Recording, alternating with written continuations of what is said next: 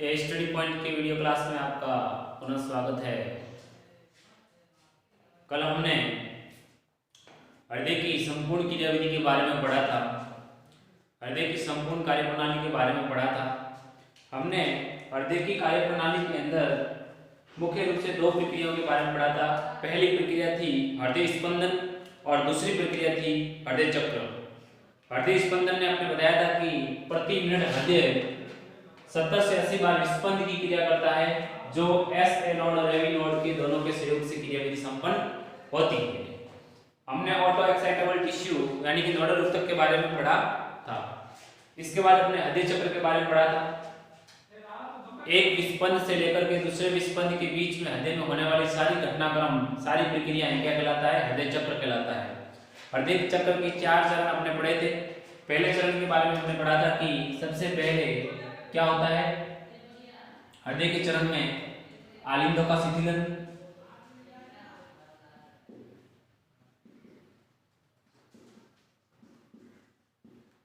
दूसरा निलयों का आलिंदों का संकुचन,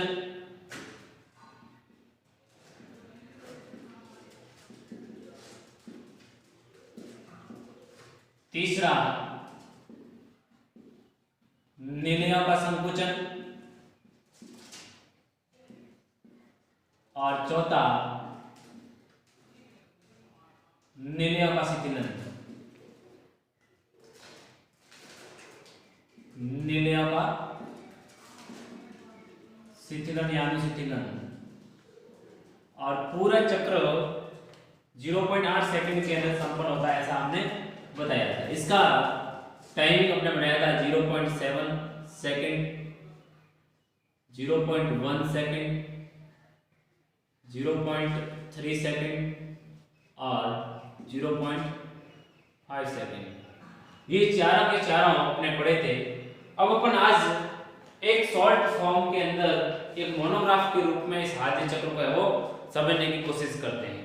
एक साइकिल बनाते हैं, उस साइकिल के अंदर है वो अपन देखते हैं मोनोग्राफ के रूप में।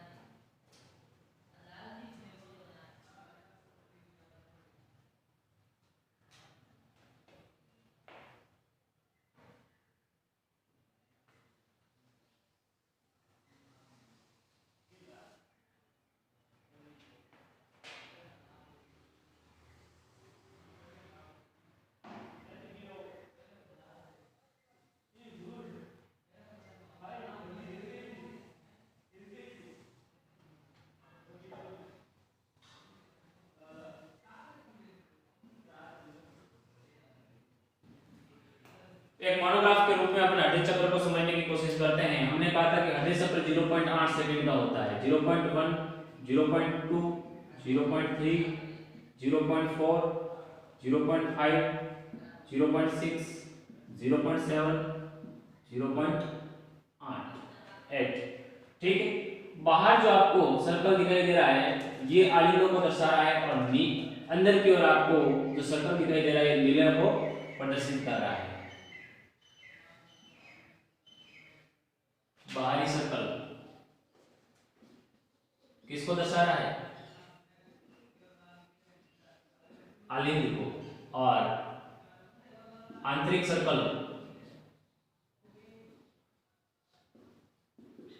निलय को प्रदर्शित कर रहा है। ठीक है। अब अपन पढ़ते हैं, इस चक्र को थोड़ा समझने की कोशिश करते हैं। आलिंदों का संकुचन 0.1 सेकंड के लिए होता है, यानी कि इधर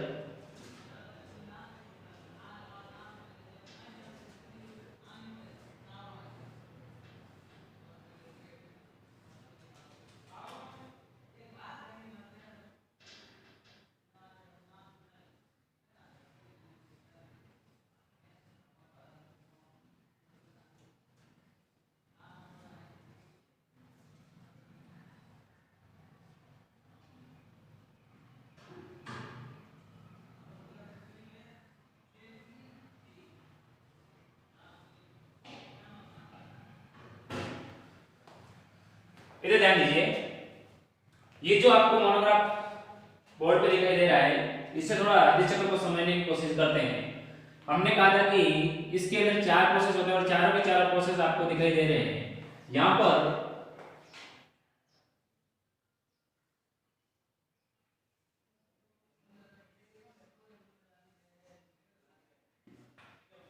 दो टाइप के मोनोग्राफ आपको दिखाई दे रहे हैं कि एक तो ये वाला जो आपको दिखाई दे रहा है लाइनिंग वाला, ये संकुचन को दर्शाता है। किसको? संकुचन को दर्शाता है। और बिना लाइनिंग वाला आपको दिखाई दे रहा है, ये शिथिलन को दर्शाता है।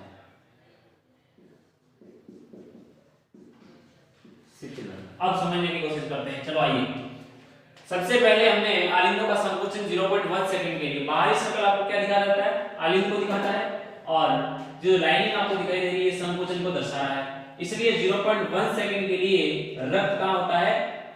आलिंदों के अंदर संकुचन के फलस्वरूप कहां चला आता है? अंदर की तरफ, यानी कि निलय की तरफ है वो आ जाता है। अब जैसे ही निलय के अंदर रक्त आता है तो इसकी आपको तीसरी घटना शुरू हो जाती है, निलय का संकुचन शुरू हो जाता है, यानी कि निलय संकुचित होना शुरू हो जाते हैं। और ये 0.3 सेकंड के लिए होता है, 0.3 सेकंड के लिए। ओके, इसके बाद रक्त कहां चला जाता है? ऊतकों के अंदर चला जाता है। इस टाइम न तो रक्त आलिंदों के अंदर होता है और न ही निलयों के अंदर होता है, यानी कि दोनों है पक्ष खाली रहते हैं। फिर तीसरी अवस्था मैंने कहा था कि निलयों का शिथिलन 0.5 सेकंड के लिए संकुचन हो गया, रक्त चला गया ऊतकों के अंदर, पीछे बाकी रहा शिथिलन, और शिथिलन में रक्त निलयों के अंदर नहीं होता है। 0.5 सेकंड के लिए वापस शिथिलित होते हैं, यानी कि 1 2 3 4 5 0.5 सेकंड के लिए ये शिथिलन अवस्था में आ जाते हैं। और पहली अवस्था है आलिंद का शिथिलन 0.7 सेकंड के लिए, 0.1 सेकंड के लिए संकुचित होते हैं। इसके बाद 0.7 सेकंड के लिए आलिंद है वो शिथिलित अवस्था में रहते हैं। वापस इस अवस्था के अंदर आलिंद भर जाते हैं, फिर 0.1 सेकंड के लिए संकुचित होता है और निलय के अंदर रक्त को भेज देता है। ओके, इस प्रकार से वो ये घटना होती है। इसको आपको समझने की कोशिश, यहां से बहुत सारे प्रश्न है वो बन सकते हैं। ठीक है, अब है इसके बाद कुछ टॉपिक के बारे में, एक दो पॉइंट के बारे में आपको पढ़ाना चाहता हूं। सबसे पहले मैं बताना चाहता हूं स्ट्रोक वॉल्यूम के बारे में, हृदय की स्ट्रोक वॉल्यूम। एक छोटा सा point, stroke volume. Stroke volume क्या होता है ये समझिए। स्ट्रोक वॉल्यूम क्या होता है?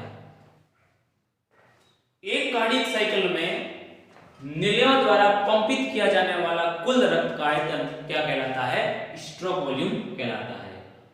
एक कार्डियक चक्र में, एक हृदय चक्र में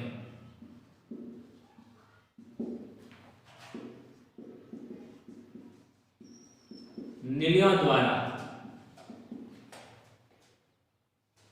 पंपित किया जाने वाला रक्त का कुल आयतन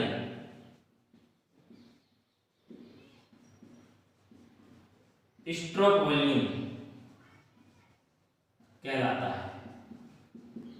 ठीक है, यानी कि एक कार्डियक साइकिल के अंदर एक विस्पंद के अंदर निलयों के द्वारा जो पंपित किया जा सकता है, या निलयों के द्वारा जो पंपित किया जाने वाला कुल रक्त का आयतन है, वो क्या कहलाता है?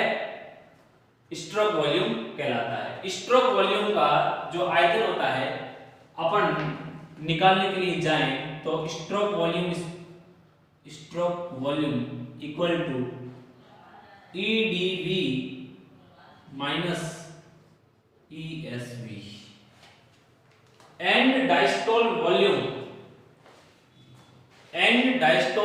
Volume minus end systole volume.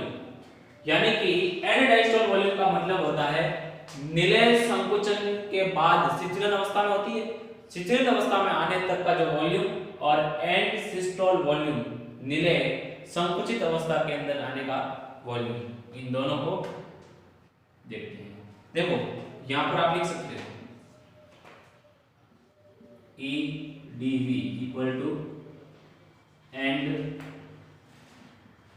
Diastole volume और ESV equal to end systole volume, end diastole volume end systole volume. End diastole volume की जो आप वैल्यू देखोगे तो वो होती है 120 मिलीलीटर और एंड सिस्टोल वॉल्यूम की जो वैल्यू होती है वो कितनी होती है 50 मिलीलीटर, 120 और 50।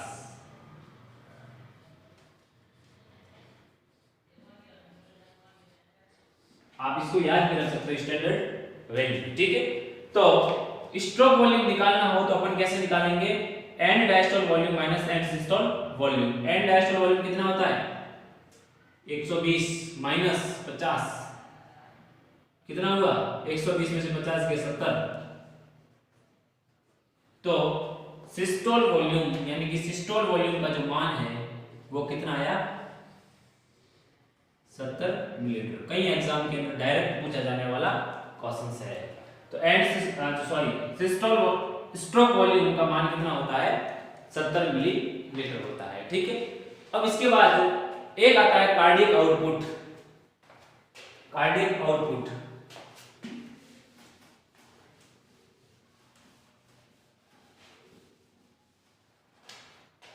Cardiac output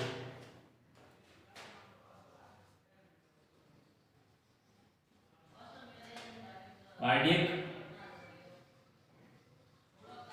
output cardiac output क्या होता है इसके बारे में पढ़ते हैं। कार्डियक आउटपुट का मतलब है कि प्रति मिनट, यहाँ पर मिनट के हिसाब से, समय के हिसाब से प्रति मिनट हृदय द्वारा पंपित किया जाने वाला रक्त, या मैं कह सकता हूं कि प्रति मिनट दिलों के द्वारा पंपित किया जाने वाला रक्त क्या कहलाता है कार्डियक आउटपुट कहलाता है। आउटपुट की बात करते हैं प्रति मिनट, यहां पे लिख सकते हो कि प्रति मिनट दिलों द्वारा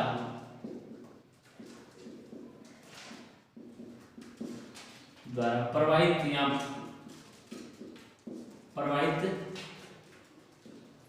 किया जाने वाला रक्त का कुल आयतन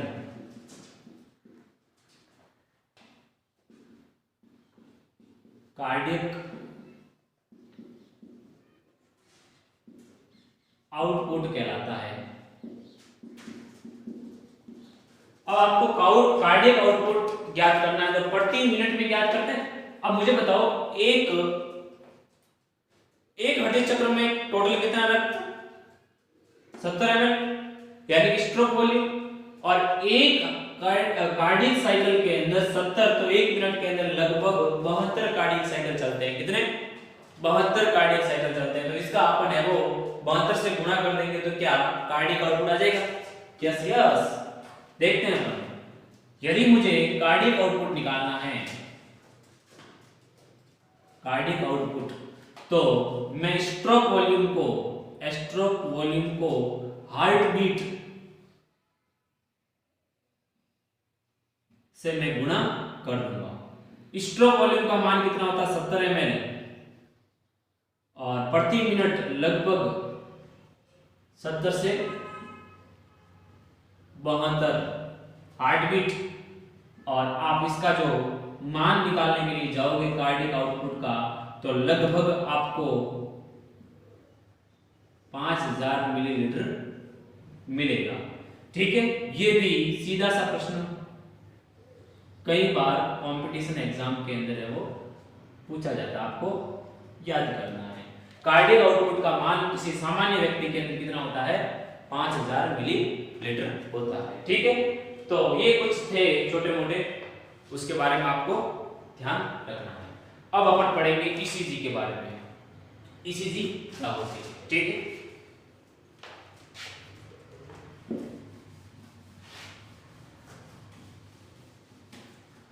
स्क्रीनशॉट कर लिया ना आपके,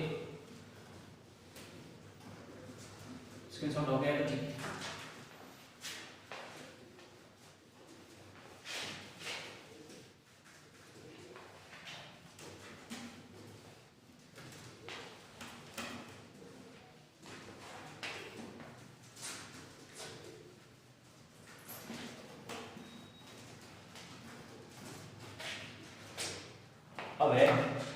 ईसीजी।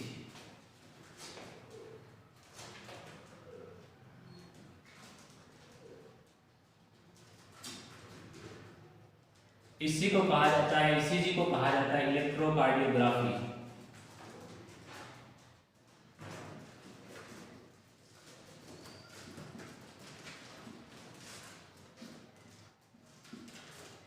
इलेक्ट्रोकार्डियोग्राफी ये ईसीजी वाला जो पोर्शन है, यदि कोई आरबीएससी से 12th का पोर्शन पढ़ रहा है तो 12th के अंदर ईसीजी का प्रोग्राम नहीं दिया गया है। ईसीजी वाला टॉपिक 12th आरबीएससी के अंदर नहीं है, बोर्ड के सिलेबस में बात कर रहे हैं अपन, ठीक है। ये आपकी जानकारी के लिए, फिर भी आप वो पढ़ लो। ईसीजी होता है क्या, इसको थोड़ा पढ़ते हैं। मैं कहूंगा कि एक हृदय चक्र से लेकर के दूसरे हृदय चक्र के बीच जितनी सारी घटनाएं हृदय के अंदर होती है, उसको एक विद्युतीय संकेत के रूप में प्रदर्शित करना क्या कहलाता है, इलेक्ट्रोकार्डियोग्राफी कहलाता है। यानी कि एक हृदय चक्र से लेकर दूसरे हृदय चक्र तक हृदय के अंदर होने वाली घटनाओं को एक विद्युतीय संकेत के रूप में लिखना क्या कहलाता है, इलेक्ट्रोकार्डियोग्राफी कहलाता है। कभी आप हॉस्पिटल गए हो, हॉस्पिटल के अंदर जो आईसीयू वाले चैम्बर में आप कभी गए हो, तो आईसीयू के अंदर एक मशीन लगी रहती है, वो लगातार बीप बीप बीप बीप की आवाज है वो करती रहती है, वो इलेक्ट्रोकार्डियोग्राफी मशीन है। वो क्या है, इलेक्ट्रोकार्डियोग्राफी मशीन है, ठीक है।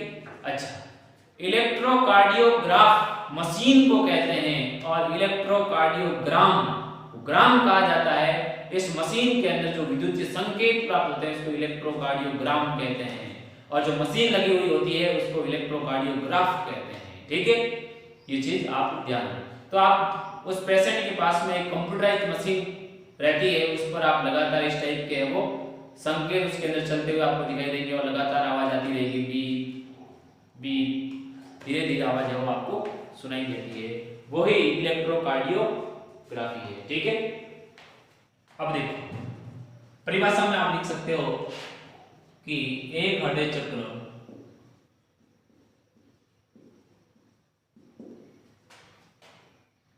से दूसरे हृदय चक्र के बीच, एक हृदय चक्र से दूसरे हृदय चक्र के बीच होने वाली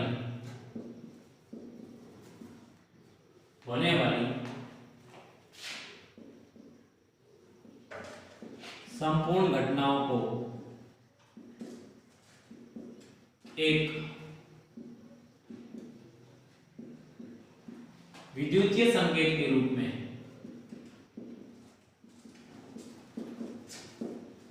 प्रदर्शित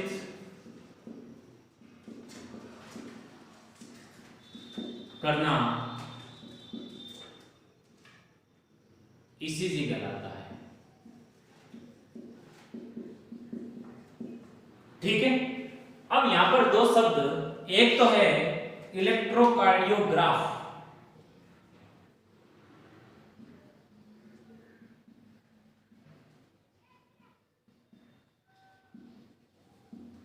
इलेक्ट्रोकार्डियोग्राफ ये विद्युतीय संकेत प्रदर्शित जिस मॉनिटर में होता है, जिस मशीन में होता है, वो क्या है, इलेक्ट्रोकार्डियोग्राफ है। या मैं कह सकता हूं कि ईसीजी करने की मशीन है, क्या है, मशीन। दूसरा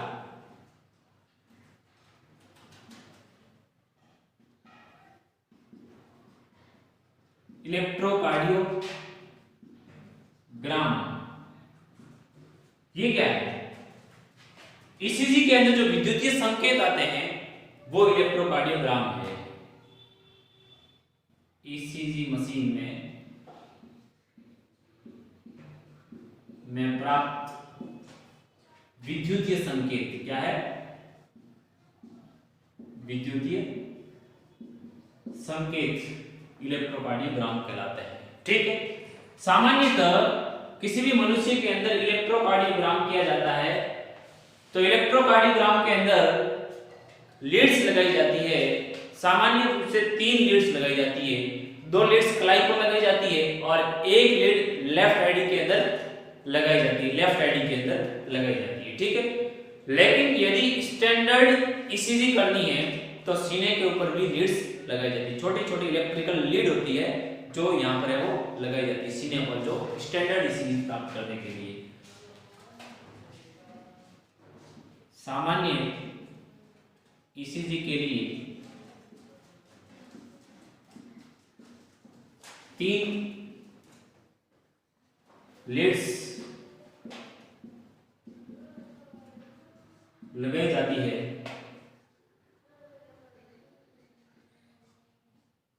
कहाँ लगाई जाती है? 2 कलाई पर व 1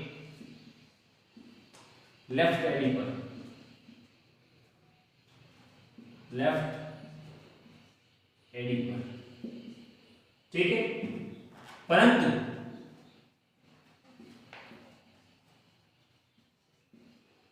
स्टैंडर्ड और अत्यधिक गहनता से ईसीजी प्राप्त करनी, स्टैंडर्ड ईसीजी के लिए 2 लीड्स सीने पर भी लगाई जा सकती है, सीने पर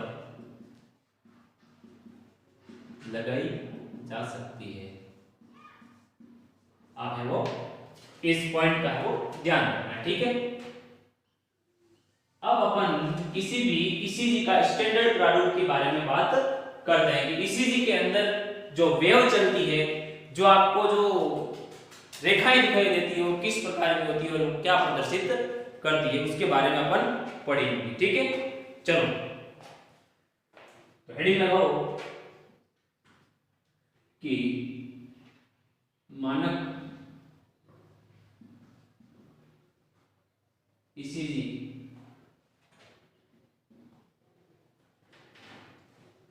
का प्रारूप, मानक ईसीजी का प्रारूप कैसा रहता है वो देखते हैं अपन, ठीक है।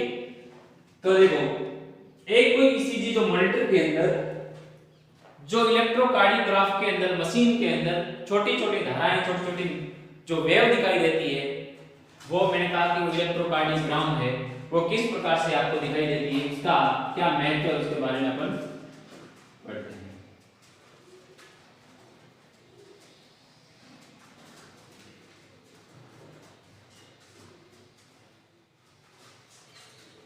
इस प्रकार की वेव है वो उसके अंदर दिखाई देती है, ठीक है। ये जो वेव आपको दिखाई दे रही है, ये वाली वेव पी वेव है, क्या है? पी। ये है क्यू वेव, ये आर है और ये S. Q R S complex कहा जाता है इसको, सम्मिलित रूप से क्यू आर एस कॉम्प्लेक्स। और ये टी वेव है, क्या है? T wave. ये तीनों क्या प्रदर्शित करते हैं उसके बारे में पढ़ते हैं अपन। सबसे पहले पी वेव, ये पी वेव क्या दर्शाती है? ये पी वेव दर्शाती है आलिंदों के विध्रुवीकरण को। किसको दर्शाती है? आलिंदों के विध्रुवीकरण को दर्शाती है ये पी वेव, ठीक है।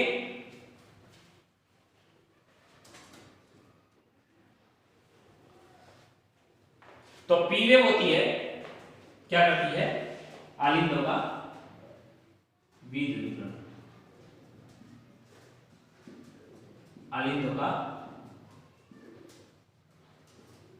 विध्रुवीकरण, यानी कि आप इसको लिख सकते हो आलिंदों के संकुचन का प्रारंभ, आलिंदों के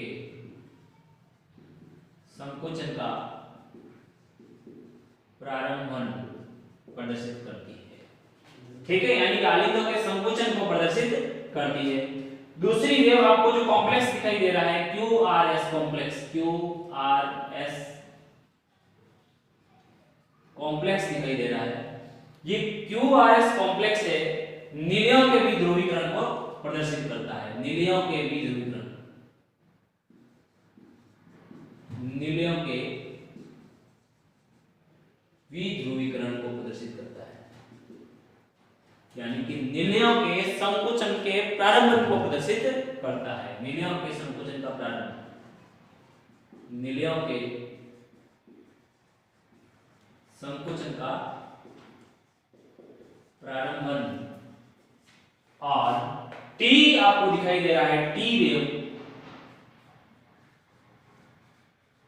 ये निलयों के संकुचन को समापन, निलयों के संकुचन के समापन को प्रदर्शित करता है, निलयों के संकुचन को समाप्त करता है। निलयों का पुनर्ध्रुवीकरण, रीपोलराइजेशन, पुनर्ध्रुवीकरण यानी कि निलयों के संकुचन का समापन, आप यहां पे लिख सकते हो, निलयों के संकुचन का समापन, ये होता है ईसीजी। इस प्रकार का आपको एक मानक प्रारूप दिखाई देगा ईसीजी का। इसके अंदर 3 प्रकार की वेव आपको P wave, Q R S complex और टी वेव दिखाई देती है। इन तीनों का अलग अलग तरीके से है वो आप अध्ययन कर सकते हो। 3 क्या दर्शाती है उसके बारे में आपने देखा है, ठीक है। अब अपन अच्छा इन ईसीजी के मानक प्रारूप का एक चिकित्सकीय महत्व होता है। क्या होता है? चिकित्सकीय महत्व होता है। डॉक्टर मॉनिटर के ऊपर चलने वाले इस प्रारूप को देख करके ये पता चलाते हैं कि मनुष्य के हार्ट में क्या प्रॉब्लम है, कोई प्रॉब्लम है कि नहीं है, ये चेक करके वो बता सकते हैं। पी वेव्स या क्यू आर एस कॉम्प्लेक्स में या टी के अंदर, वेव के अंदर कोई भी डिफॉल्ट है, एलिवेशन हो रही है या डिप्रेशन हो रही है, तो उसको देख करके बताया जा सकता है कि मनुष्य के अंदर किस प्रकार से हार्ट के अंदर डिफॉल्ट पैदा हो रहे हैं, ठीक है। पी वेव का जो एलिवेशन हो रहा है इसका मतलब यह है कि हार्ट अटैक को संकेत करता है। इस क्यू आर एस कॉम्प्लेक्स के अंदर एलिवेशन हो रहा है मतलब मायोकार्डियल इंफेक्शन को प्रदर्शित कर रहा है, ठीक है। और टी वेव अगर एलिवेशन हो रही है, एलिवेटेड हो रही है तो मायोकार्डियल इंफेक्शन है। ये डिप्रेस हो रही है टी वेव डिप्रेस हो रही है, इसका मतलब उसके अंदर ऑक्सीजन की आपूर्ति सही ढंग से वो हृदय के अंदर नहीं हो पा रही है। इस प्रकार से वो किया जा सकता है इसका अध्ययन, ठीक है। तो इसको छोटी सी चीजों को आप वो ध्यान में रखने की कोशिश करना। अब है अपन पढ़ेंगे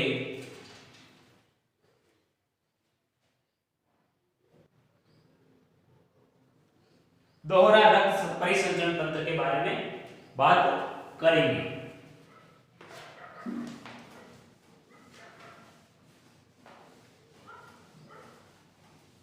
ये समझ में आ गया ना? नहीं आया तो एक बार वीडियो को बैक करके एक बार और वापस समझ लीजिए इसको।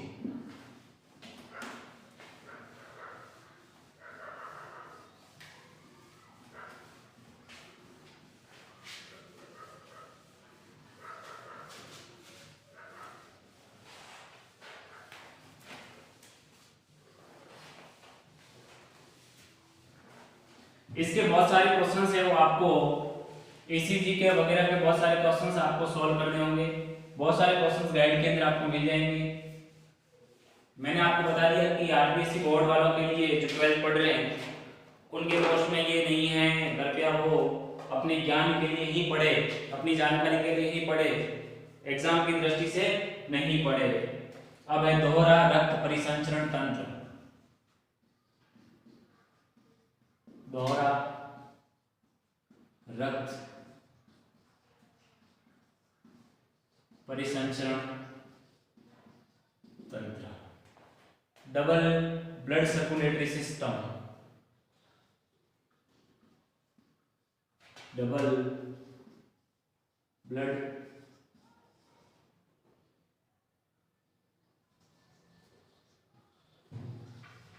सर्कुलेटरी सिस्टम, दोहरा रक्त परिसंचरण तंत्र के बारे में अपन पढ़ेंगे, ठीक है। दोहरा का मतलब है सीधा सा, आपको ज्यादा इस पे हेडेक करने की जरूरत नहीं है। इसका मतलब यह है कि एक हृदय चक्र में रक्त का 2 बार हृदय के अंदर लौट करके आना क्या कहलाता है? दोहरा रक्त परिसंचरण कहलाता है। अपन पढ़ेंगे अभी कि एक हृदय चक्र में रक्त 2 बार है वो लौट करके हृदय के अंदर कैसे आता है, उसके बारे में पढ़ेंगे। डायग्राम बनाते हैं अपन।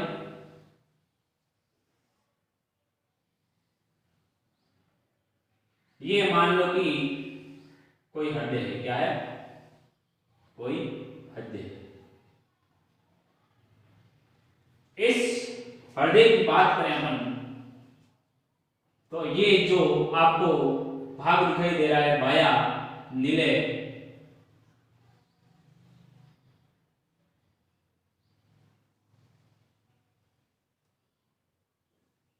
ये ऊतकों की तरफ,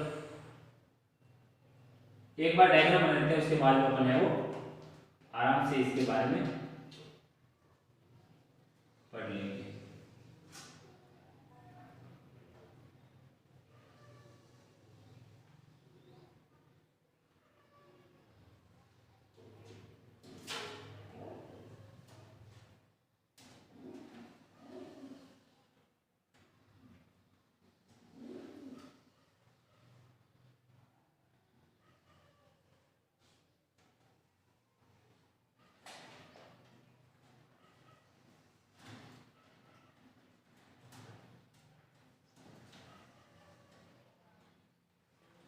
ये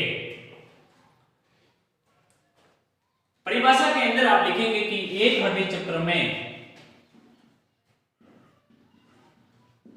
एक हृदय चक्र में रक्त का 2 बार लौटकर हृदय में आना दोहरा रक्त परिसंचरण कहलाता है। यदि कोई पूछ रहा है कि सर ये क्या आरबीसी बॉडी के अंदर है क्या, तो हाँ, ये आरबीसी बॉडी के अंदर है। ठीक है, तो 2 बार कैसे लोड करके आता है इसके बारे में थोड़ा अपन पढ़ लेते हैं। देखो, प्रथम बार तो जब शुद्ध रुधिर ऊतकों की तरफ जाता है, ऊतकों के अंदर ये अपना संपूर्ण उत्पादन को छोड़ करके वहां से अशुद्ध रक्त को वापस लेकर के कहां आता है? हृदय के दाएं भाग के अंदर आता है। हृदय के दाएं भाग के अंदर पूरे के अंदर क्या है? अशुद्ध रक्त है, और वापस दाएं भाग से इसको कहां लेकर के जाता है? ये फेफड़ों के अंदर शुद्ध होने में। पहली बार ऊतकों से अशुद्ध रक्त हृदय के दाएं भाग में आना एक बार, दूसरी बार ये शुद्ध होने के लिए फेफड़ों में जाता है और फेफड़ों से शुद्ध रक्त वापस हृदय के बाएं भाग में प्रवेश करता है। यानी कि एक कार्डियक साइकिल के अंदर रक्त है वो 2 बार हृदय के अंदर प्रवेश करता है, और यही दोहरा परिसंचरण कहलाता है। प्रथम बार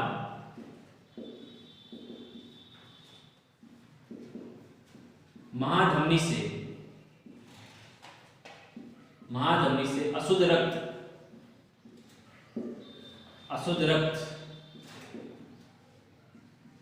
हृदय के दाएं भाग में तथा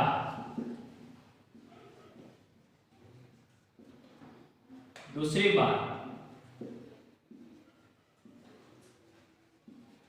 फुफ्फुस से शुद्ध रक्त हृदय के बाएं भाग में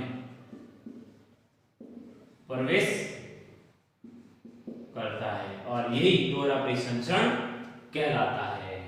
ये वाला जो आपको दिखाई दे रहा है ये हृदय का कौन सा है? बायां आलिंद। ये वाला भाग आपको दिखाई दे रहा है ये बायां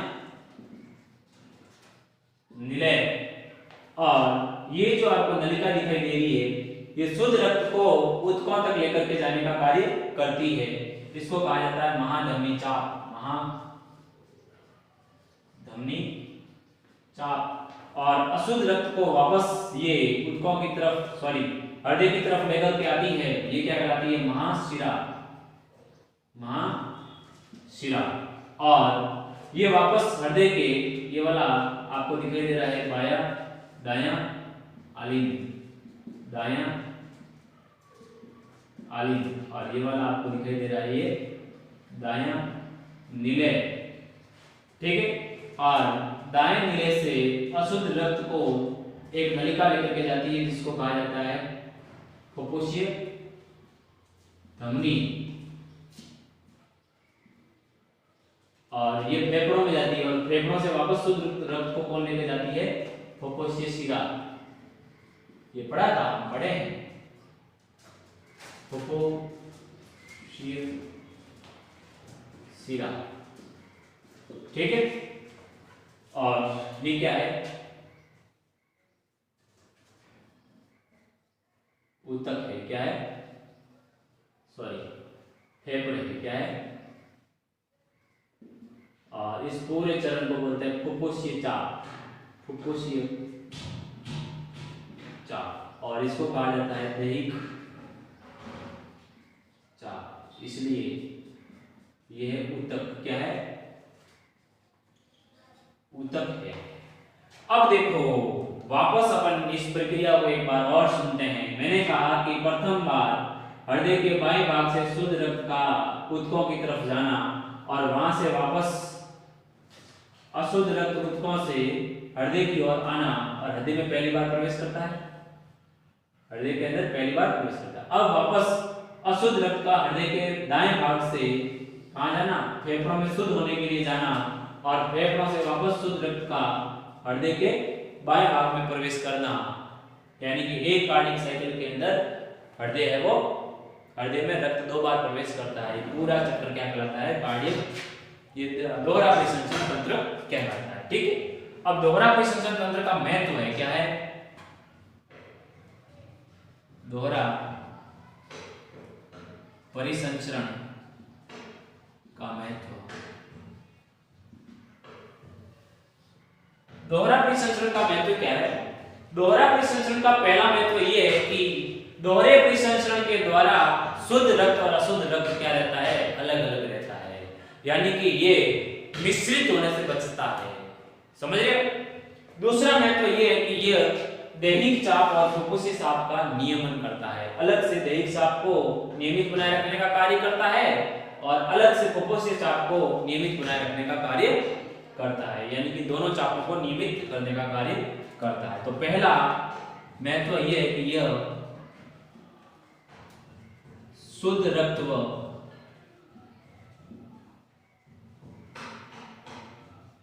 अशुद्ध रक्त को हृदय में अलग रखता है, अलग रखता है। और दूसरा इसका कार्य है, यह दैहिक चाप और फुफ्फुसीय चाप को नियमित बनाए रखता है। यह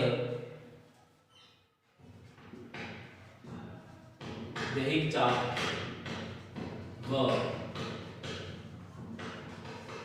फुफ्फुसीय चाप को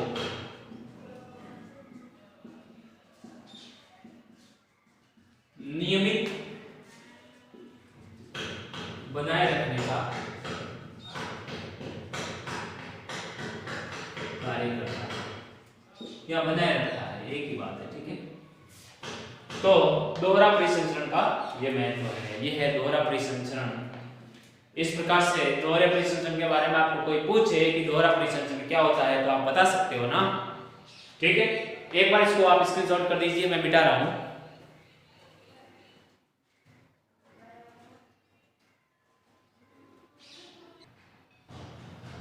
पढ़ते हैं अपन लसिका तंत्र के बारे में। नेक्स्ट टॉपिक अपना है लसिका तंत्र। लसिका तंत्र क्या होता है उसके बारे में पढ़ते हैं।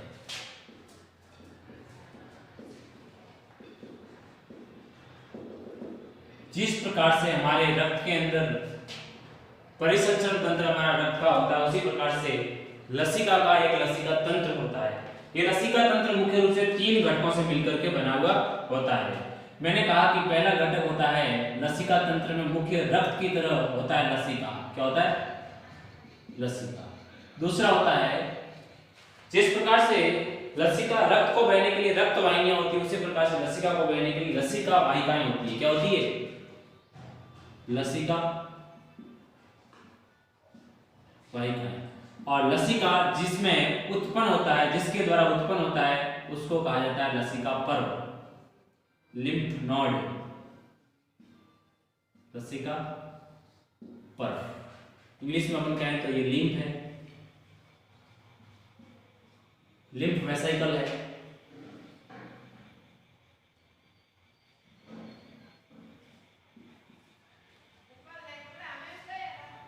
लिम्फ वेसल है और यह लिम्फेटिक नोड या लिम्फ नोड, लिम्फ नोड। जल्दी जल्दी से इसके बारे में अपन पढ़ लेते हैं। सबसे पहले लसिका, लसिका क्या है उसके बारे में पढ़ते हैं। ध्यान देना, इस लसिका के बारे में बहुत बार पूछा जाता है। लसिका, ये लिम्फ क्या है? देखो, ये लसिका हल्का पतला पारदर्शी और सारी प्रकृति का द्रव होता है। कैसा होता है? सारी प्रकृति का द्रव होता है। ये पतला पारदर्शी और सारी प्रकृति का द्रव है, सारी प्रकृति का। ठीक है, अपन बात करें लिम्फ की, तो यदि लिम्फ, इसको मैं ब्लड में से यदि आरबीसी प्लस प्लेटलेट्स को निकाल दूं तो पीछे जो बचता है वो मेरा क्या है? लिम्फ है। पीछे क्या बचता है? इसको मैं आरबीसी में से, ब्लड में से आरबीसी निकाल दूं और प्लेटलेट्स निकाल दूं तो एक तो बचता है प्लाज्मा और दूसरी बचती है डब्ल्यूबीसी। और प्लाज्मा और डब्ल्यूबीसी के घोल को क्या कहते हैं? लिम्फ कहा जाता है। ये लिम्फ का सीधा सा मतलब यह है कि प्लाज्मा और डब्ल्यूबीसी दोनों आपस में मिलकर जो पतला द्रव्य पदार्थ, पारदर्शी और सारी प्रकृति का जो पदार्थ बनाती है वो क्या होता है? लिम्फ कहलाता है, लसिका कहलाता है। ठीक है, ये जो लसिका होता है, इस लसिका में ये होता तो रक्त प्लाज्मा के समान ही है। हमने कहा कि प्लाज्मा इसके अंदर होता है, लेकिन होता तो प्लाज्मा के समान ही है, लेकिन प्लाज्मा के अंदर प्लाज्मा प्रोटीन अधिक मात्रा में पाई जाती है, इसमें प्लाज्मा प्रोटीन अधिक मात्रा में नहीं पाई जाती है। इसके अंदर फास्फोरस, कैल्शियम और प्रोटीन अधिक मात्रा में पाई जाती है और उत्सर्जी अधिक मात्रा में पाए जाते हैं। ठीक है, तो एक पॉइंट लिखिए, यह रक्त प्लाज्मा के समान होता है, रक्त प्लाज्मा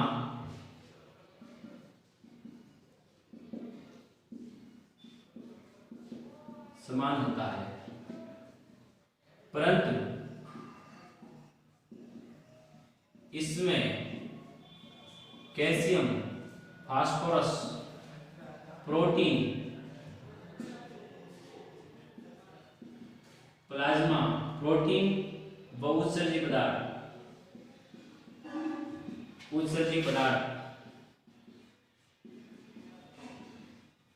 प्लाज्मा की अपेक्षा अधिक व प्लाज्मा प्रोटीन कम पाई जाती है। ये चीज आप ध्यान रखोगे, कैल्शियम, फास्फोरस और प्रोटीन ये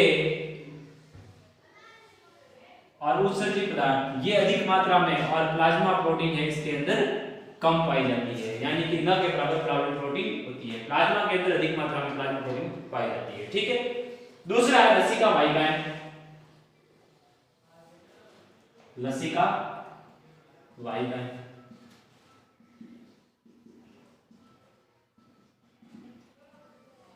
लिम्फ वेसल्स, जिस प्रकार से रक्त नलिकाओं के अंदर, धमनी और शिराओं के अंदर बहता है, उसी प्रकार लसिका वाहिकाओं के अंदर बहता है। ठीक है,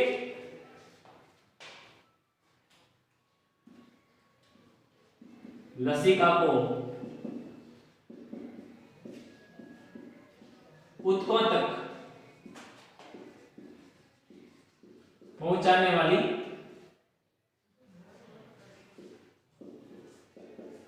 नलिका है। क्या है? नलिका। एक चीज आप इंपॉर्टेंट, बहुत ज्यादा इंपॉर्टेंट ध्यान ये रखोगे कि लसिका वाहिकाएं हमेशा इन लसिका वाहिकाओं के अंदर जो लसिका बहता है हमेशा ऊतकों से हृदय की ओर बहता है, न कि हृदय से ऊतकों की ओर। हमेशा लिम्फ बहता है, लिम्फ वेसल के अंदर लसिका वाहिकाओं के अंदर वो कहां बहता है? ऊतकों से हृदय की ओर बहता है। ठीक है,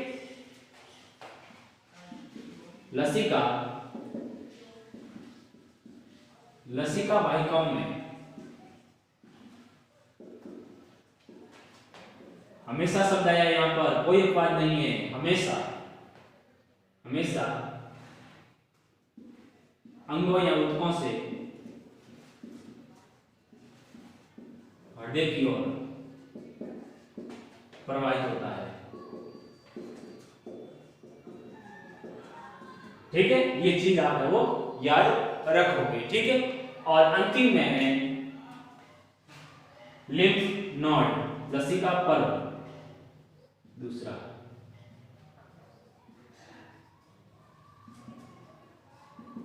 लसिका पर्व।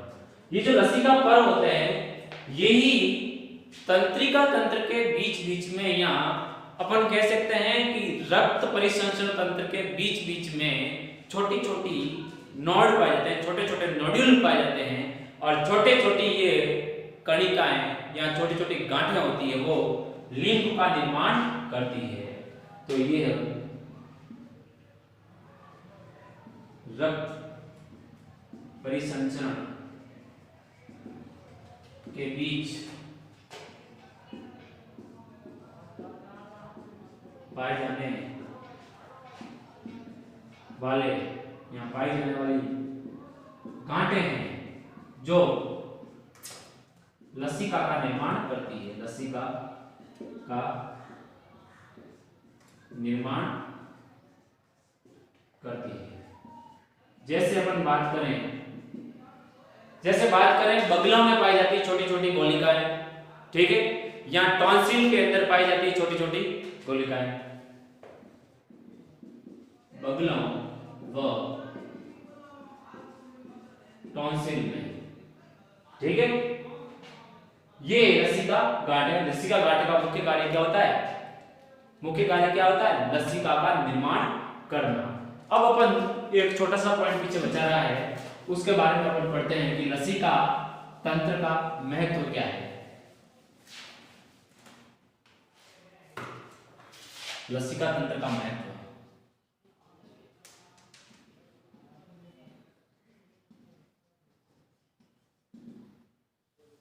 देखो लसिका का महत्व क्या है। एक तो ये रक्त के समान कार्य करता है और विभिन्न प्रकार के अवशोषित पदार्थों को, विभिन्न प्रकार के आवश्यक कार्बनिक और अकार्बनिक पोषक पदार्थों को ऊतकों तक पहुंचाने का कार्य करता है, पहला काम। दूसरा काम, ये वसा का पायसीकरण करवाता है, और वसा का पायसीकरण करवा करके ये सेंट्रल लैक्टियल, जो छोटी आंत के अंदर एक लसिका ऊतक है। सेंट्रल लैक्टियल कौन है? जब मैं पढ़ाऊंगा आपको पाचन तंत्र, उसके अंदर मैं छोटी आंत के बारे में बताऊंगा, छोटी आंत की आंतरिक संरचना के बारे में पढ़ाऊंगा। वहां पर एक संरचना आएगी सेंट्रल लैक्टियल, और वही सेंट्रल लैक्टियल एक लसिका का उदाहरण है। उस सेंट्रल लैक्टियल के अंदर ये वसा का पायसीकरण करवाता है और वसा का अवशोषण करवाता है। इसका तीसरा मुख्य कार्य ये है कि ये इसके अंदर WBC पाई जाती है, इसलिए ये बक्सकान्वित प्रकृति की होती है और प्रतिरक्षा तंत्र में काम करती है लसिका। तो तीन मुख्य कार्य आपको याद रखने हैं। पहला, लसिका ऊतकों में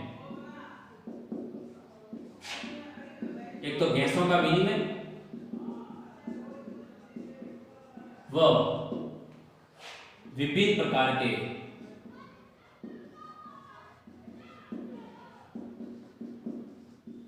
पोषक पदार्थों का परिवहन करता है। क्या करता है? परिवहन। और दूसरा मैंने बताया कि छोटी आंत में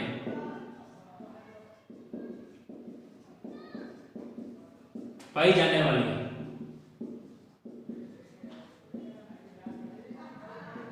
सेंट्रल, ये सेंट्रल लिखा हुआ, सेंट्रल लैक्टियल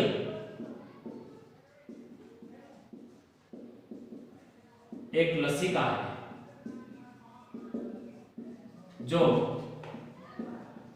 वसा का पाइसीकरण करने में सहायता